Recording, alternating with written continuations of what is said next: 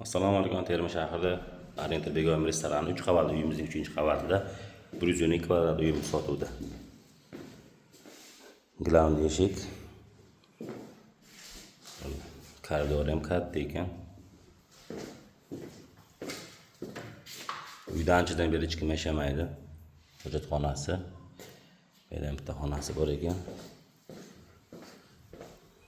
Oshxonasi.